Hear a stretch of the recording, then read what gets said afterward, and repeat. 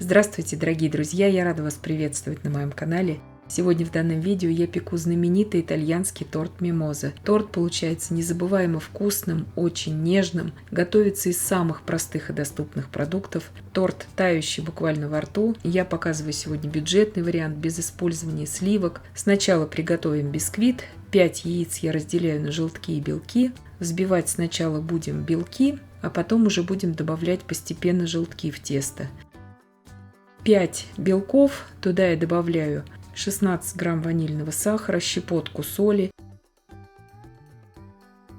Взбиваю до состояния пены и добавляю туда порциями 150 грамм сахара.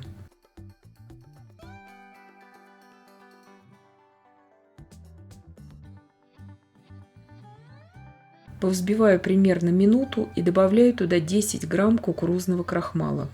И сейчас всю эту смесь я буду взбивать примерно 3 минуты. Дольше здесь взбивать ничего не нужно. Готовится еще проще, чем классический бисквит это тесто. Хотя напоминает очень.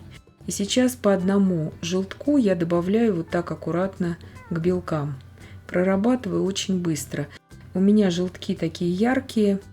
Чем ярче желтки, тем будет у вас насыщеннее цвет у самого теста, что нам здесь и нужно, в принципе, будет, потому что торт именно такой желтый должен быть. Но это по желанию уже. Но желательно, чтобы был желтый. Взбиваю сейчас примерно 1 минуту смесь уже с введенными желтками.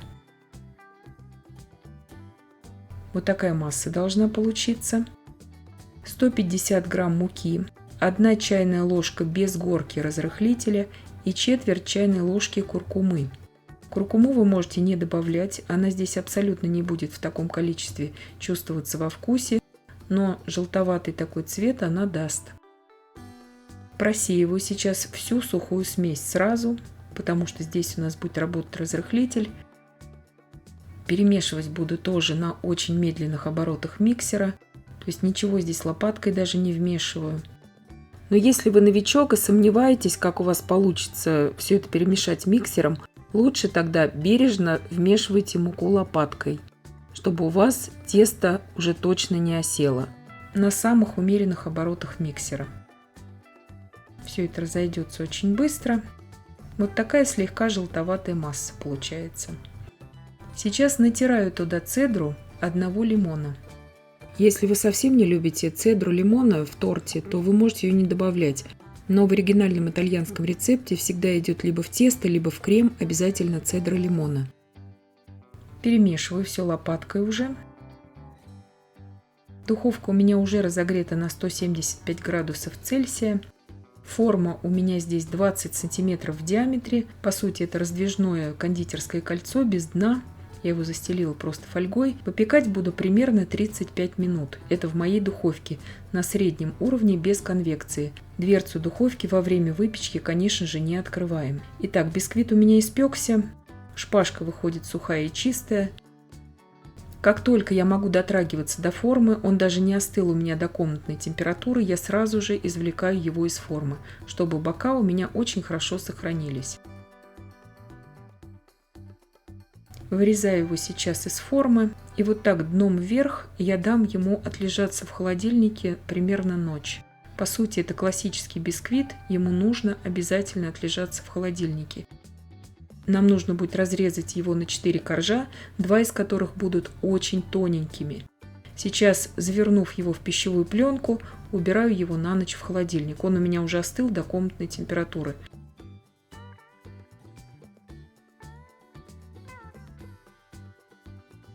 350 мл молока доводим до кипения.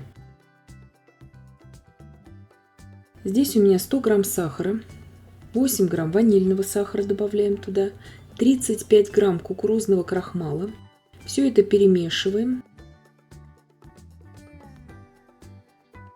150 мл холодного молока. 2 яйца среднего размера, весом без скорлупы яйца и на бисквит, и на крем примерно по 50 грамм.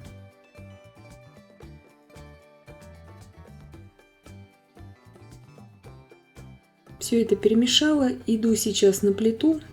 В горячее молоко очень Аккуратно, помешивая в центре ковшика, вливаю всю яичную смесь. Сейчас при непрерывном помешивании в кастрюле с толстым дном довожу эту смесь на умеренном огне до кипения. Как только пойдут вот такие характерные первые пузыри, провариваю примерно еще 20 секунд и снимаю с огня. Переливаю сейчас в ту емкость, где она у меня будет остывать, эта смесь. Ей нужно дать остыть до комнатной температуры. У меня прошла ночь, и я даю стечь ананасам вот так на сите. Мне понадобится и сок, и ананасы. Заварная основа у меня остыла до комнатной температуры. 250 грамм размягченного сливочного масла я взбиваю до пышности примерно 2-3 минуты. И вот так по 1 столовой ложке заварной основы я добавляю постепенно к маслу и взбиваю это непрерывно. Крем получается очень пышным, глянцевым. Самое главное здесь, чтобы не была холодная у вас эта масса, заварная основа, и чтобы масло было хорошо взбито. Итак, крем отставляю пока в сторону и нарезаю ананасы. Примерно понадобится нам здесь 4 целых кольца ананасовых. Примерно это 250 грамм консервированных ананасов. Вот так вот нам понадобится.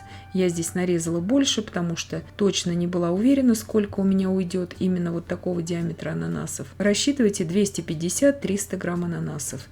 Бисквит хорошо отдохнул уже в холодильнике. Нижний и верхний корж у меня будут самыми широкими, примерно по 2-2,5 сантиметра в высоту. А 2 средних коржа мне нужно будет разрезать примерно на 8 мм в высоту. Только уже хорошо отлежавшийся бисквит позволяет себе разрезать вот на такие тоненькие коржи, именно чтобы они были красивые и очень ровные. То есть здесь меньше сантиметра где-то получается. Последний корж я оставлю так, я потом сниму с него шапочку. Вот эти 2 коржа, которые посередине у нас были, я нарезаю вот на такие квадратики, тоже примерно 7-8 мм. Краешки я тоже срезала с них, потому что они будут коричневыми потом на торте, а нам нужно эффект именно вот этой мимозы добиться. Обязательно 2 коржа нужно будет использовать. Один я уже нарезала, просто я здесь, чтобы не затягивать съемку, вам показываю. Одного коржа для украшения точно не будет достаточно, будут прогалы тогда в украшении. Сок от ананасов я также перелила уже в стакан, чтобы мне удобнее было работать. И начинаю сборку торта. Пропитываю сейчас обильно каждый корж. Еще хочу дополнить по поводу вкуса коржей. Это ни в коем случае не лимонный торт. Цедра лимонная здесь просто оттеняет слегка вкус коржей. Крем я выложила в кондитерский мешок, и также из кондитерского мешка удобнее мне просто наносить крем будет. Вы можете просто шпателем его наносить. Примерно 4 целых кольца ананасов нам понадобится здесь. Это уже на тот диаметр, который у вас будет ананасы. Они бывают пошире, поуже. У меня такие достаточно широкие они. Крем я визуально поделила для себя примерно на 3 части. Шапочку от самого последнего коржа я сняла. Также его пропитываю. И 3-й частью крема я покрываю тортик. Обязательно это нужно сделать сверху, потому что нам нужно будет сразу же распределять вот эти бисквитные кубики по крему. В холодильник я ничего пока что не убирала. Сейчас, когда я уже все бисквитные кубики выложила сверху на торт, я формирую такую округлую достаточно форму торта. Он легко формируется, потому что торт нежнейший, торт очень вкусный. Вы здесь можете использовать абсолютно любую ягоду, фрукты, что вам нравится. Вот столько у меня осталось бисквита. Сверху бисквитные кубики я также слегка пропитываю этим же ананасовым соком. Нарезаю сразу же, я его не убирала в холодильник. Торт получается просто нежнейшим, как облако. Ананасы прекрасно нарезаются, вы можете их очень мелко нарезать. Часто в Италии делают этот торт со свежей клубникой, потому что там юг. Но вы можете также делать абсолютно с любой ягодой и фруктом этот тортик. Он очень неприхотливый, очень такой весенний. Его также в Италии часто делают и со сливочным кремом, и с кремом Дипломат. Я вам ссылочку оставлю, конечно же, в описании к данному видео. Но я вам сделала в этом видео самый бюджетный крем, крем пломбир. Он очень вкусный, идеально сюда подходит. И я надеюсь, что видео было полезным и познавательным. Подписывайтесь на мой канал, ставьте лайки, пишите комментарии. Я всем желаю больших успехов и до встречи в новых видео.